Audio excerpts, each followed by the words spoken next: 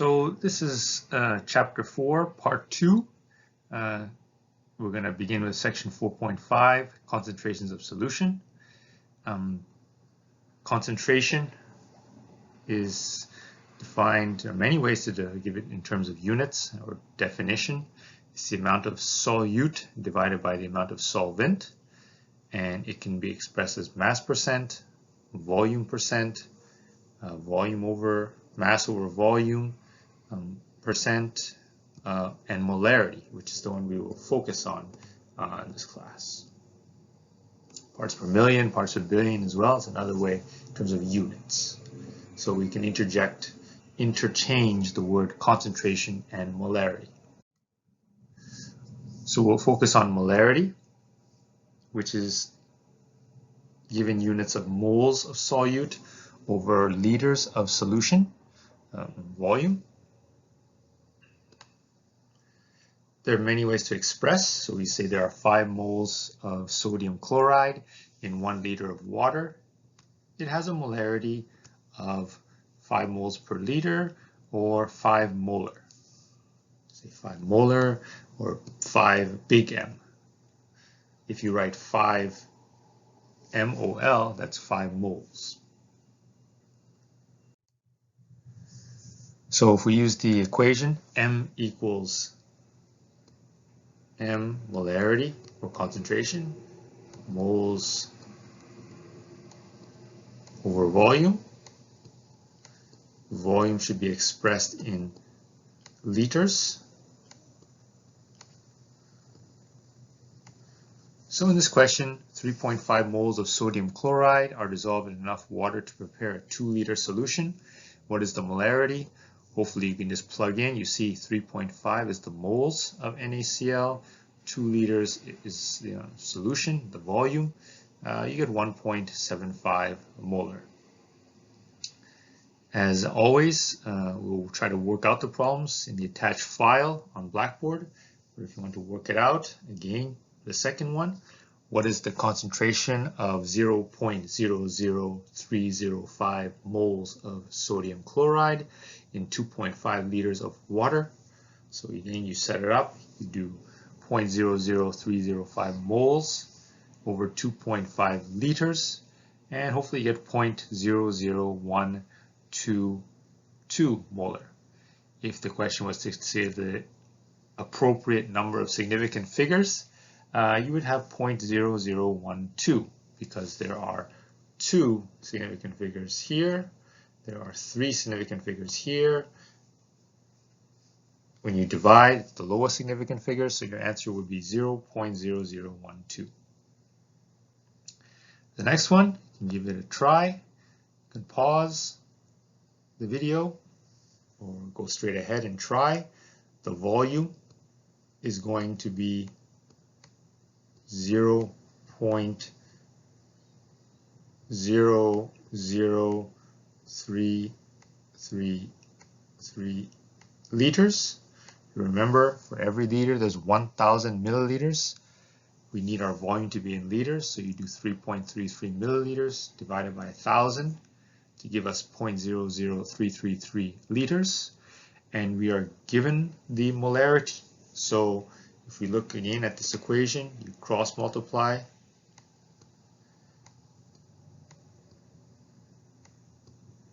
Let's say this is over 1, and over big M over 1 is still big M. When you cross multiply, you'll get moles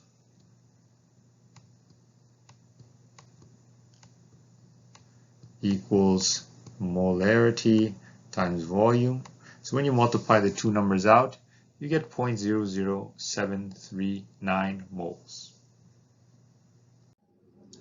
So dilution is probably something you've encountered before.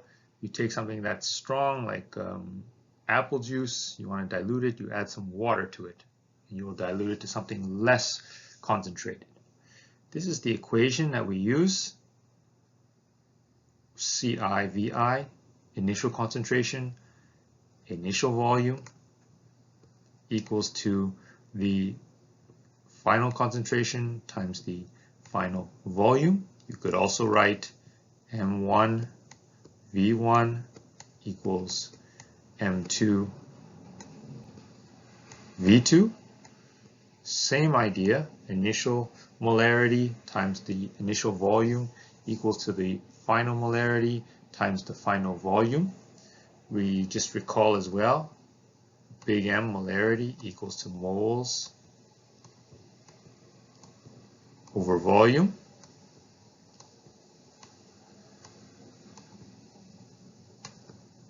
This also means that moles equals to molarity times volume. Okay, so if I took that apple juice, that initial apple juice, and I wanted to dilute it, what's going to happen if I took, let's say, 4 moles of apples and I crushed it and I made some apple juice and I put it in a cup?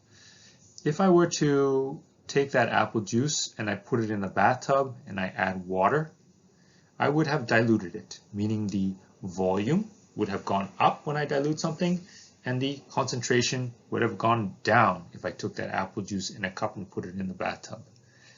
But the question still I ask is, do you still have 4 moles of apples? Yes, you do. Whether it's in the cup, whether it's in the big bathtub, you still have 4 moles of apples, meaning the moles from the beginning, before you dilute, will equal to the moles in the bathtub after you do a dilution. So the amount of apples stays the same. And that's true because M big M times V equal to moles.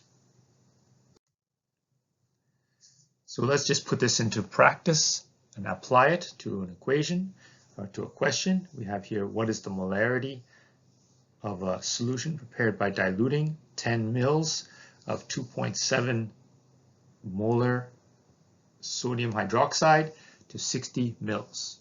So here we have here our VI or our V1, our initial volume is 10 mils. I converted it to liters, so I divide by 1,000 to get 0.010 liters.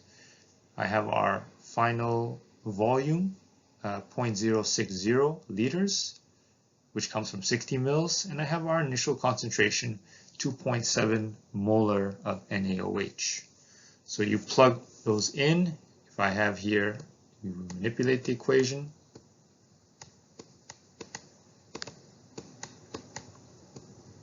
CF, VF. I need to isolate the CF. So I need to isolate this one. So if I were to rewrite it in terms of CF, it would be CF equals to CI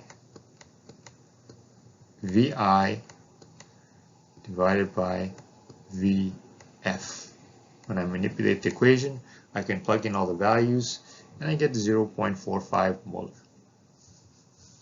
The next one, how many liters are in 4.4 molar nitric acid are needed to make 453 milliliters of 0.2 molar nitric acid. So again, you use the formula M1 V1 equals M2 V2. You have the V2 0.453 liters. You have the final concentration 0.20 molar, and you have the initial concentration 4.4 molar HNO3. Plug in the values. I'll isolate for you. We want to isolate our V1, M2, V2 over M1. So this you have to convert to 0.453 liters. This will go into our V2.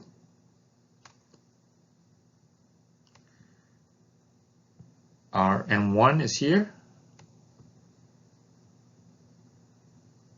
And M2, 0.20 molar here. Okay, and you solve, and you get 0.021 liters. So now we take another step in our roadmap. So we've talked about earlier how, for a little bit of review from chapter 3, if we have moles and we want to find the number of atoms, we multiply by Avogadro's number, and we do the reverse. If we have the number of atoms or molecules and we want to find the moles, we divide by Avogadro's number. If we have the number of moles and we want to find the mass, we multiply by molar mass. What do we need in front of us to find the molar mass of something? We need the periodic table. And this is new here at the bottom.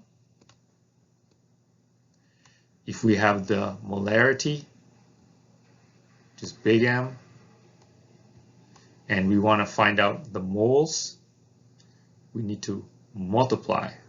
So molarity times volume will give us moles. So if we have the molarity and we want to find the moles, we have to multiply by the volume. And conversely, if we have moles and we want to find the molarity, we will divide by volume. So another extension of our roadmap to make it a bit more detailed. In this question, how many liters of 2.5 molar HCl are needed to completely react with 5.85 grams of calcium carbonate? So again, we are given the grams of CaCO3. We need to convert to moles. So in this case, we would divide by the molar mass, which is 100 grams per mole. We divide to give us the moles, and then we multiply by the ratio of our balanced chemical equation to move it over to moles of HCl. So we would multiply by 2, and then once we had the moles of HCl, we have the molarity of HCl. If we have the moles of HCl and we have the molarity of HCl, we can find the volume. Okay, so I did it step by step for you on the next page. 5 point, same question above. We want to find the moles of CaCO3 is the first step. So 5.85 grams divided by 100.1 grams of CaCO3. Our roadmap going from the top left to the middle. We found the moles of 0.0584 moles of CaCO3. We now need to use our balanced equation to find out how many moles of HCl we have. So the ratio here is 2 to 1. We got these numbers 2 to 1 from our balanced chemical equation, and we get 0.116 moles of HCl. Once we have the moles of HCl, we divide by the molarity, which is 2.5 molar HCl, and we get 0.0464 liters.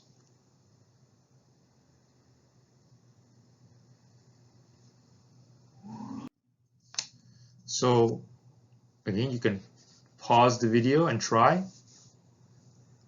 Again, you still need to find the moles of each one. So I'll do the first one. 1.2 liters of 4.0 molar solution of Ki was mixed with 2.0 molar solution of lead nitrate, PbNO3 bracket 2. What volume of lead nitrate solution is necessary for the potassium iodide to react completely? So here, you need to find step 1, the moles of Ki. Step 2, use the ratio between lead and Ki to find the moles of lead nitrate. Once you have the moles of lead nitrate along with the molarity of lead nitrate, you can find the volume. So I'll write out the step.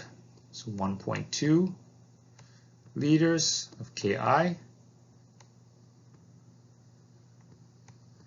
times the molarity of Ki, 4.0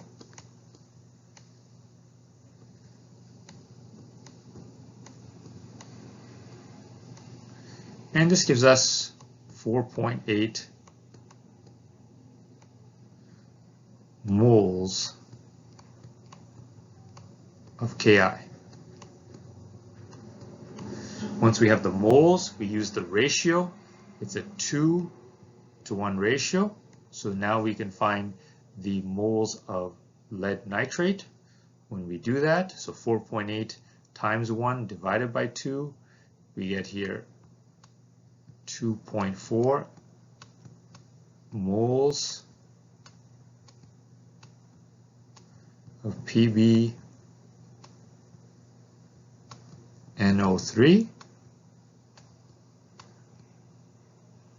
Once we get the moles, 2.4 moles of PbNO3 bracket 2, we will find the volume of PbNO3 by dividing by the molarity. So 2.4, just taking the number here, 2.4 moles of PbNO3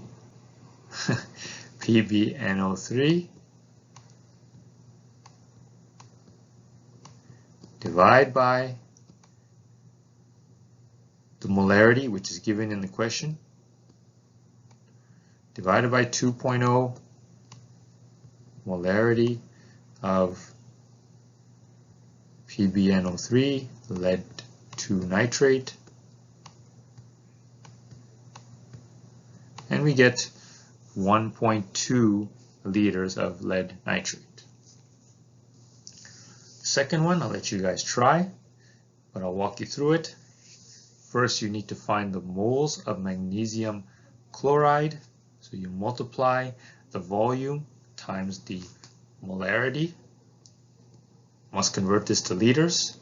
So 0.022 liters times 0.1 will give us 0.0022 moles of magnesium chloride. Once you have the moles of magnesium chloride, use the balanced chemical equation to find the moles of silver nitrate. Why do we need silver nitrate? Because they're asking what is the molarity of silver nitrate. So we would multiply by 2 over 1. So this is on top would be AgNO3, moles of AgNO3. On the bottom, it would be moles of MgCl2. And units cancel. We're left with 0.0044 moles of AgNO3. Once we have the moles of AgNO3, we divide by the volume, which is 0.015 liters. So repeat, we take the moles and we divide by 0.015 liters. We'll get our 0.29 molar of AgNO3. Titration is something that will be done in the lab as well. Acid-base titration. This is here. Well, first let's do this problem. Write the balanced equation for the reaction of the base. Strong base, KOH is a strong base, potassium hydroxide with strong acid, sulfuric acid. So if we wanted to write out a balanced equation, it would be, remember, strong acid plus strong base gives you water plus salt. So H2SO4 gives you water plus K2SO4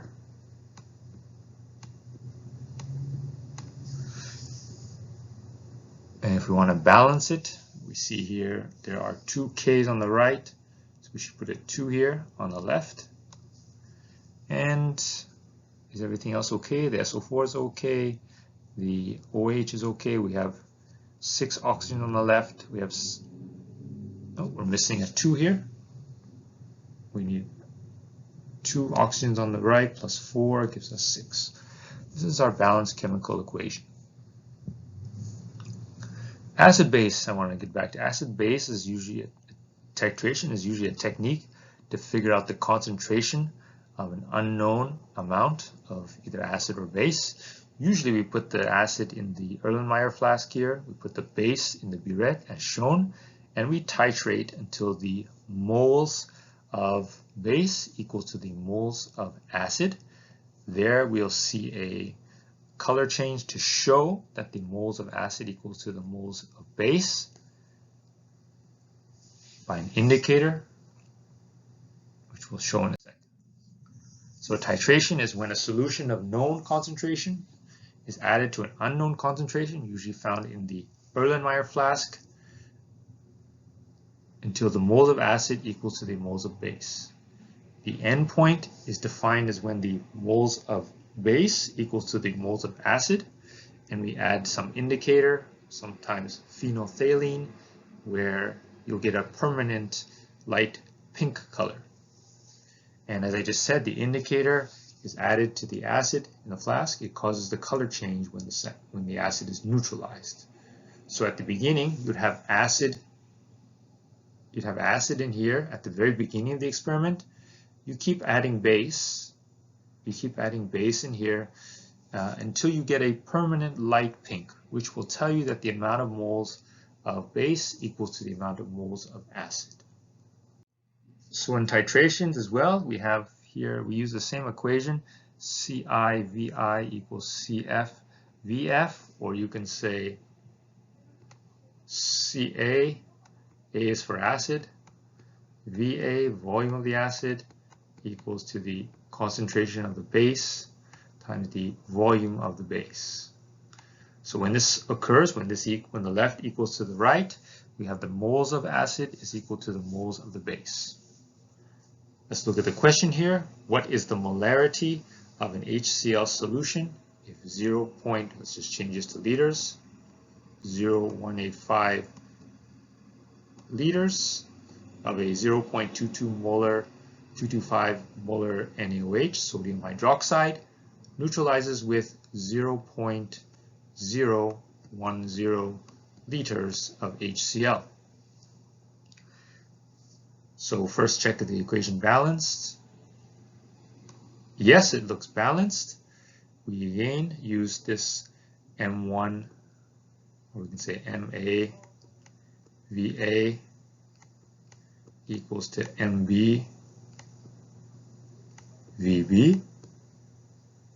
So what values do we know? We know the volume of the acid, how much we added into our Erlenmeyer flask. So we know VA. What other information? We know the volume of the base, 0.0185. We also know the concentration of the base. So we isolate our equation to get MA, our molarity of our unknown acid. And when you work it out, you'll get 0.416 molar of HCl. Let's give you guys a try. You can pause the video and give it a try. So when we come back, we see here we have the equation is not balanced. I see 2 K's on the right. Need to put a 2 there to make 2 KOH, 2 moles of potassium hydroxide. Now our equation is balanced. We want to convert this to liters. First step. Convert this one here up here, 0.99 liters. So we again use the equation M1 V1 equals to the moles. So here, an interesting point is we cannot use M1 V1 equals M2 V2 because the ratios are not 1-to-1. That's what I wanted to show on the previous slide.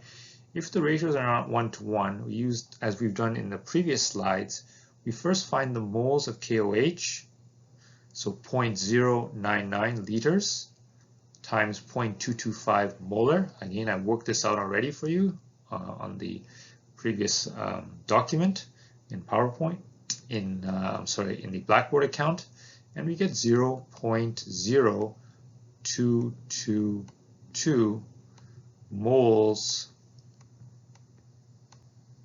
of KOH.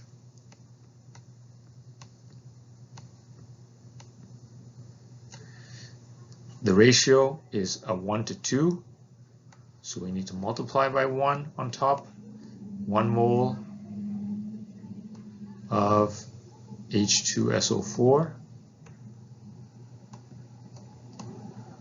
for every 2 moles of KOH, and we get 0.111.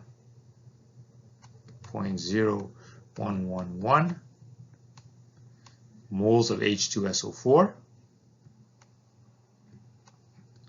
Moles of H2SO4. Once we have the moles of H2SO4, we divide by the volume of H2SO4, 0.010 liters. So we would divide by 0.010 liters, and we get 1.113 molar. So the next part, we have talked about these already: combination reaction, decomposition, combustion, precipitation reactions. So this is just a review and how it's laid out. The fifth one we want to introduce is called a reduction oxidation reaction. So oxidation is defined as a loss of electrons from one reactant. When you have an oxidation reduction reaction, you can say a redox reaction, reduction oxidation reaction. One of the reactants will lose an electron and it will give it to the other reactant. So if one of the elements gets reduced, the other one is going to get oxidized. Well, let's go back, just take a step before we get there. Oxidation means a loss of an electron. So if we have here our A2 minus, we lose an electron. You can also write E minus. This element now becomes A minus. So it lost an electron, therefore the negative charge still bounces out. We have one negative charge here and a negative charge here. So we have two negative charges on the right. We have two negative charges on the left. So in an oxidation reaction, you lose an electron. And if you go to the reverse, reduction means you gain an electron. So let's look at this bottom one here. If I gain an electron, so A2 plus, it gains a negative charge. It will become A plus 1 because this 2 plus gained 1. And if you look overall, the charges on the left equals to the charges on the right. Still plus 1 on the left, still plus 1 on the right. So again, oxidation is a loss of electrons. Reduction is a gaining of electrons. Reduction and oxidation, redox reaction, as I just said, we have a loss of electrons from oxidation, and reduction is a gaining of electrons. And they always occur together. So if I were to add these two equations together, combine them, the sodium would be giving its electron to the chlorine gas, which would accept the electron in our redox reaction equation. Some mnemonics to remember. Oxidation, I say Leo the lion goes grr. Leo means loss of electrons. Grr means a gaining of electrons. Another way some student has introduced to me, you can say oil rig. Oil is oxidation, is electron loss, and rig is reduction, is electron gain. So two ways to remember that oxidation means a loss of electron and reduction means a gaining of electron. So there are some rules that you have to give compounds or elements in terms of giving their oxidation number. There are some rules. There are about 8 rules. We'll go through each one of them quickly. Oxidation numbers, rule 0. Oxidation numbers must add up to their charge on the molecule or the ion. And we'll show you through examples what we mean there. Rule number 1, elements in their elemental form have an oxidation number of 0. So H2, Cl2, sodium solid, F2, we'll go through some examples, have an oxidation number of 0. Metals in the group 1A, which is alkali metals, group 2, alkaline earth metals, and aluminum, which is group 3A, have charges of 1, 2, and 3, respectively. So continuing on, step 3, the hydrogen fluorides have a +1 and -1 oxidation numbers, respectively. Oxygen, rule 4, oxygen has a -2 oxidation number. There are exceptions for hydrogen peroxide, where the oxygen will have a -1 oxidation state. So if you look here, if for water, if oxygen is 2-, the hydrogen will be +1. Also, if the calcium is 2+, the oxygen will be 2-. CaCO3, the overall charge is 0. So if calcium is 2+,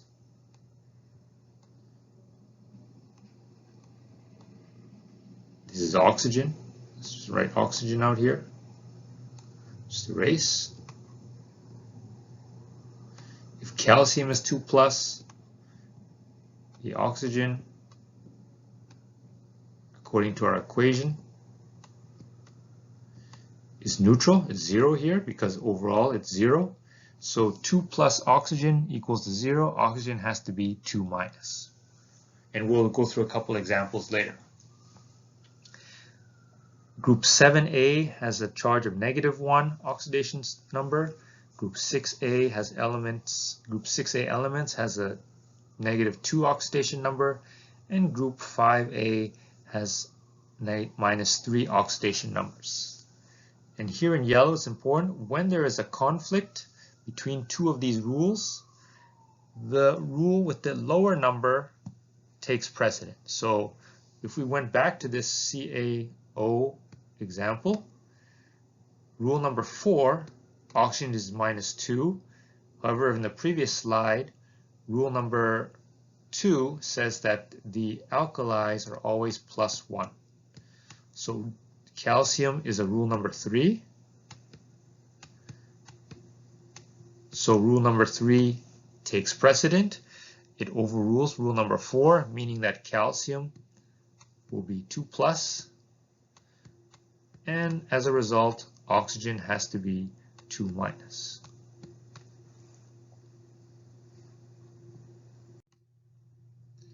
Let's try some examples. For this one here, you guys can pause if you want to give it a try. The potassium oxide here, K2O, rule 2, potassium will be +1, and therefore oxygen will be 2-. How do we figure that out?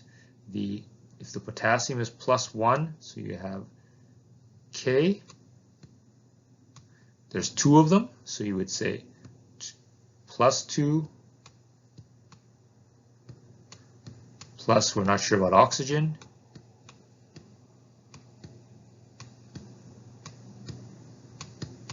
equals to 0, because overall there's a 0 here, it's neutral.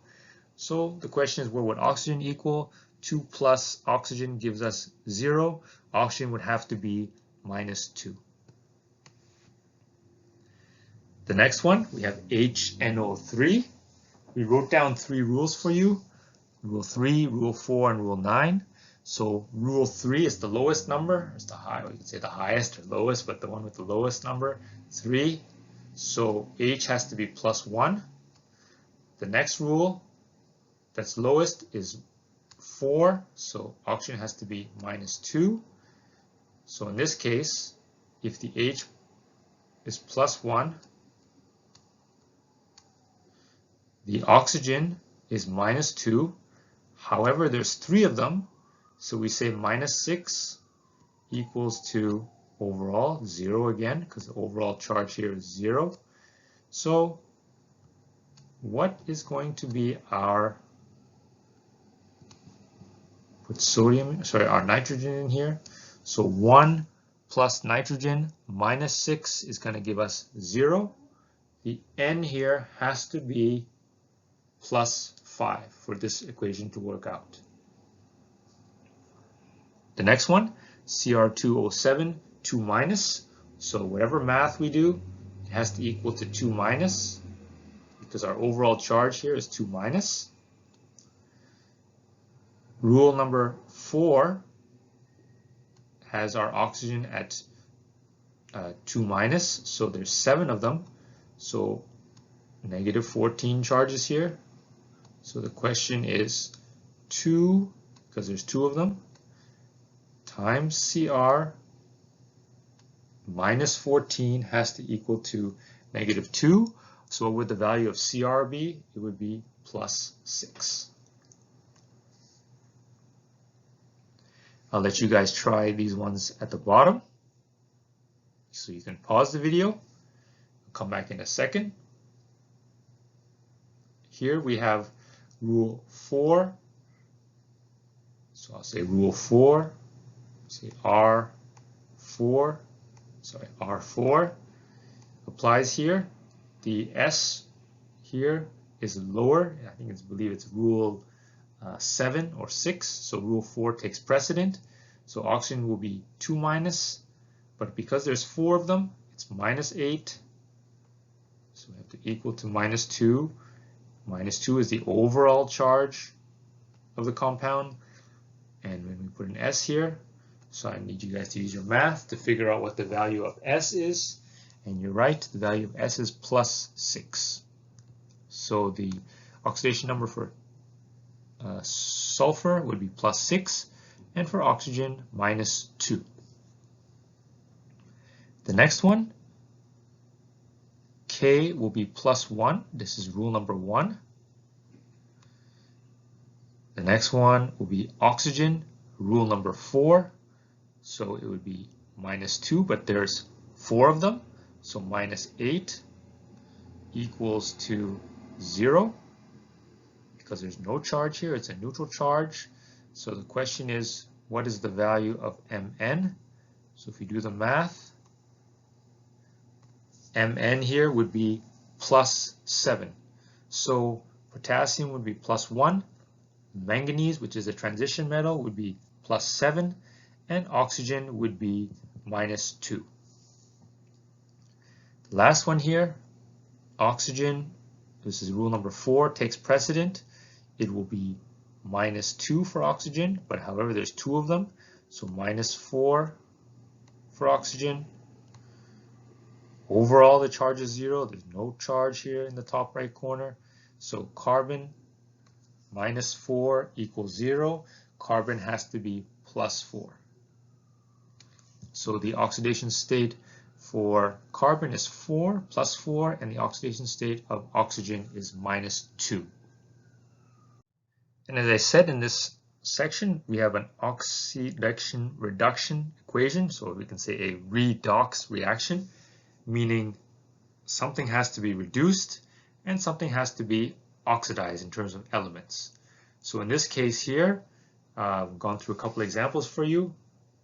Mercury 2 oxide, the oxygen will be negative 2, therefore the mercury has to be plus 2, because overall the charge is 0. Again, oxygen, having our rule 4, will be minus 2. If we look at the right, anything in its elemental form, I believe this is rule 1, will be 0 and 0.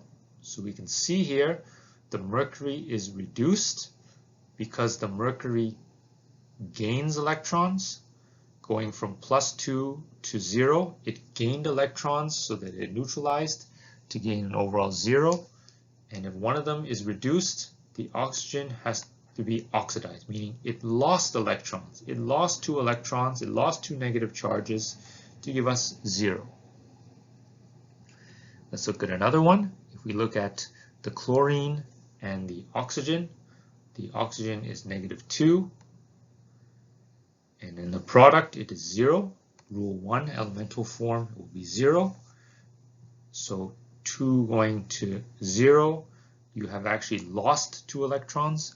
So oxygen is oxidized, and with the chlorine, it is a +5 charge, and in this case, it's a -1 charge in the product. It has gained those electrons. So with regards to oxidation state and reduction, one cannot occur without the other, and the coefficients are ignored when determining oxidation states.